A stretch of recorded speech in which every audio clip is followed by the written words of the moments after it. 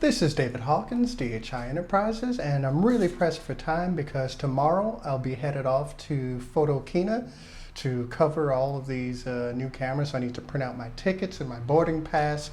But of course, the big news right now is that Panasonic has just finally announced the GH5, and it's pretty much everything that I've been looking for in a 4K camera. You know, like I said way back in the beginning of the year, way back in the first episode of this show, there were going to be a lot of 4K cameras this year.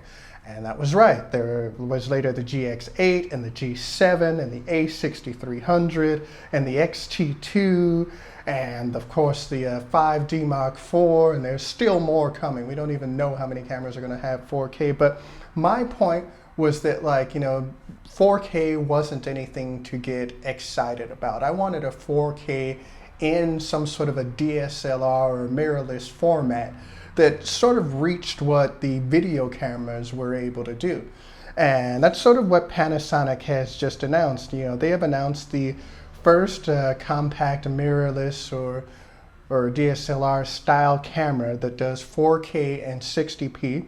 It also does 10-bit, and it does it in 422. Now everybody knows that the Sonys, of course, do 8-bit, and internally they do 420.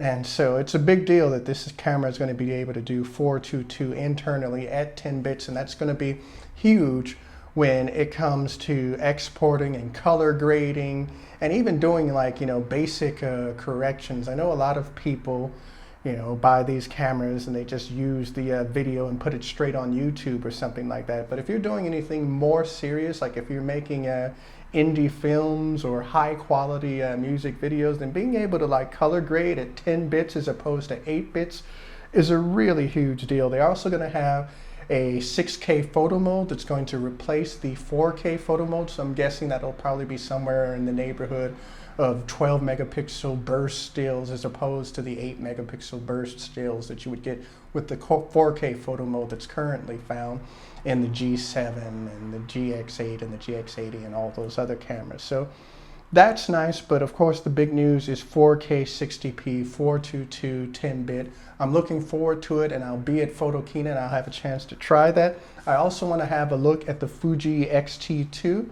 Now, the Panasonic GH5 is also going to be 18 megapixels still, and of course it's still going to be a micro four thirds camera. So the XT2 I want to have a look at because it's another 24 megapixel APS-C camera. It's going to be sort of the rival to the A6300, but of course, you know, there's going to be, you know, on the photo side, I expect it to sort of kick the A6300's ass in terms of features and options that are available to you. And it has 11 frames a second, 4K 30p. You get 30 minutes of recording out of it if you have the battery grip, 10 minutes if you don't. And that's 11 frames a second if you have the battery grip, 8 frames a second if you don't. It also has F-Log, which is good that, you know, it's also going to have this log profile. It is yet to be announced if the Panasonic GH5 is going to come with Panasonic's V-Log. So I'm interested to find out about that at Photokina. I'm really interested to go and check out the 5D Mark IV.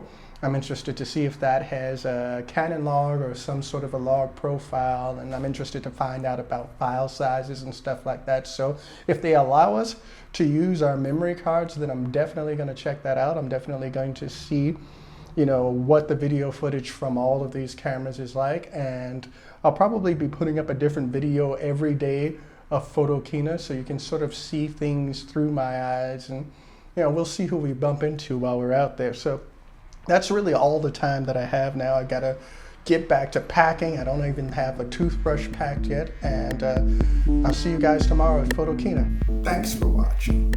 Maybe you want to take away the 30-minute limit from your video, or check out one of my new videos down here. But above all, please click the red subscribe button below. That's going to let you see all of my latest shows as soon as they come out. Again, this has been David Hawkins. Follow me on Instagram at The David Show. Catch you later.